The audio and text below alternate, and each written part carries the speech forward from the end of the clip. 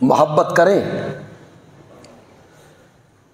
لیکن اس محبت میں اندھے نہ ہوں، جی جیتے جاگتے محبت کریں، ہوش کے ناخن لے کے محبت کریں، اس میں شریعت کو پیچھے نہ چھوڑ دیں۔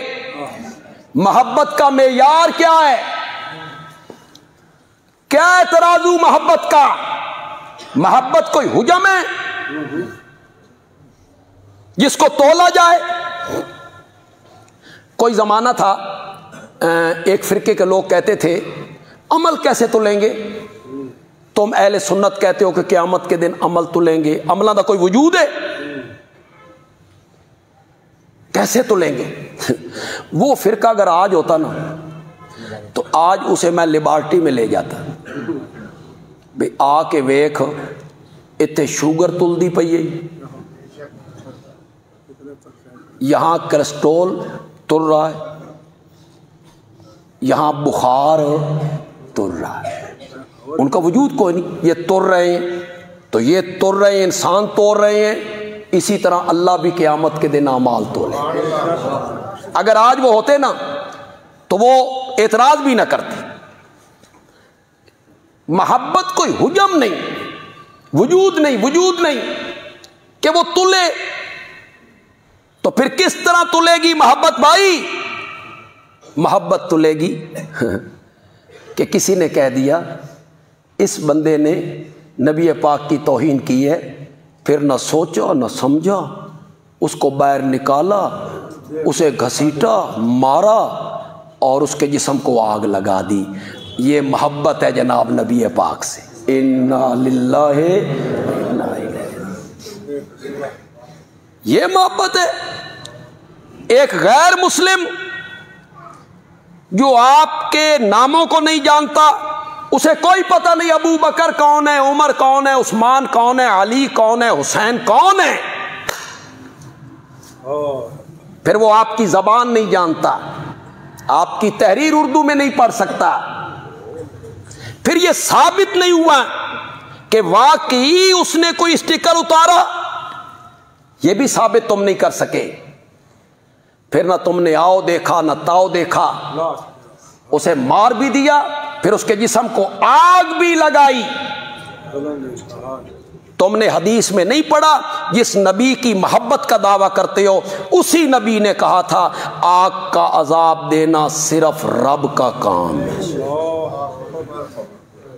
صرف رب کا کام، رب کے سوا آگ کا عذاب کوئی نہیں دے سکتا۔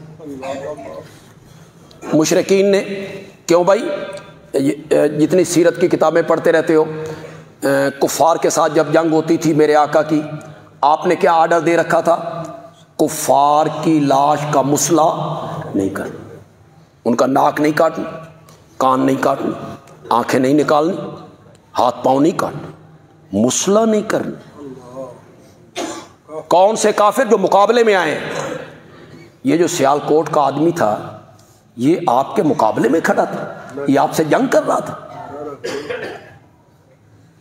میرے نبی نے تو مسئلہ کرنے سے منع کیا۔ عمرو ابن عبد ود خندق میں مارا گیا، مشرکین کا بہت بڑا پہلوان تھا، معزز آدمی تھا۔ مشرکین نے کہا 10,000 درہم لے لو، اس کی لاش ہمارے حوالے کرو، ہمیں دے دو لاش اس کی، یہ ہمارا بڑا معزز پہلوان ہے۔ میرے آقا تک خبر پہنچی، آپ نے فرمایا ہم مردے بیچا نہیں کرتے، ہم نے کوئی 10,000 نہیں لینے، یوں ہی ان کی میت لاش ان کے حوالے کر دو۔ میرے نبی نے واپس کی وہ لاش۔ تو محبت نام ہے نبی پاک کی اطاعت کرنے کا، محبت نام ہے نبی پاک کی فرما برداری کرنے کا۔ پوری دنیا میں جو تم نے ہماری تصویر پیش کی ہے نا، ہمیں شرمندہ کر کے رکھ دیا ہے تم نے، چند نئے لوگوں نے۔ وہ ویڈیو آپ دیکھیں جہاں ایک آدمی اس کو اپنے نیچے لے کے چھپا رہا ہے، نہ مارو، یہ مارنے والے ماؤں اور بہنوں کی گالیاں نکال رہے۔ نبی پاک کی سیرت یہی ہے، ایمان اسی کا نام ہے۔ پوری دنیا کیا کہے گی؟ وہ مرنے والے کے بھائی کا بیان سنا ہے آپ نے؟ اس نے کہا ہے ہم تو جانوروں کو بھی نہیں جلاتے، تم نے میرے بھائی کو جلا دیا۔ کیا تصویر تم نے پیش کی ہماری، ہمارے منہ پر کالک ملی ہے تم نے۔ اسے عشق کہتی ہو، اسے محبت کہتی ہو؟ دیکھو اس سلسلے کو رکنا چاہیے۔ کیوں بھائی رکنا چاہیے کہ نہیں رکنا چاہیے؟ اس سلسلے کو رکنا چاہیے،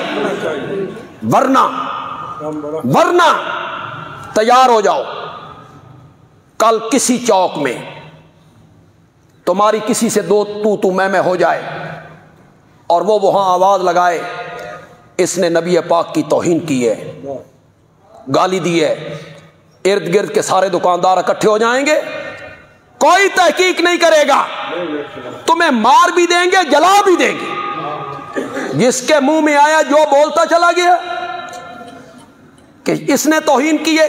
تم کون ہوتے ہو عدالت لگانے والے؟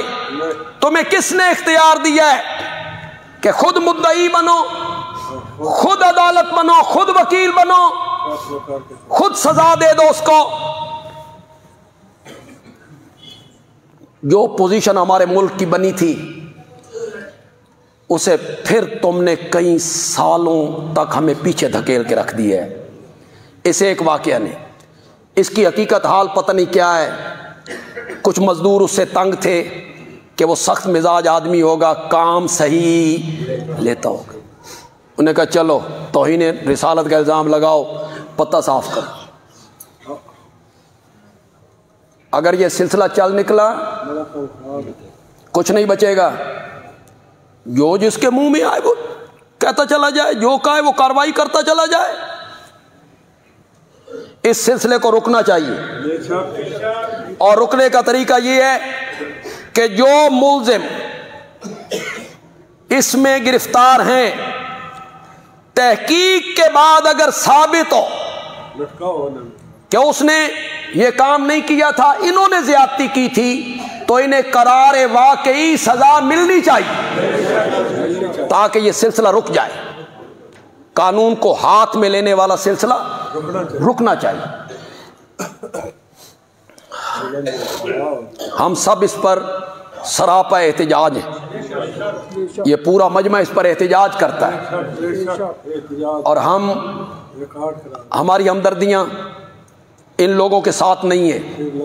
یہ دہشت گردی ہے کہ کسی آدمی کو گھسیٹ کے مارا جائے، بلکہ ایک فیس بک پہ ایک بات چل رہی ہے، واللہ عالم اس میں کتنی صداقت ہے، کہ اسے جب مارا گیا تو اس نے کہا مجھے چھوڑ دو، اگر تم کہو تو میں کلمہ پڑھنے کے لیے بھی تیار ہوں۔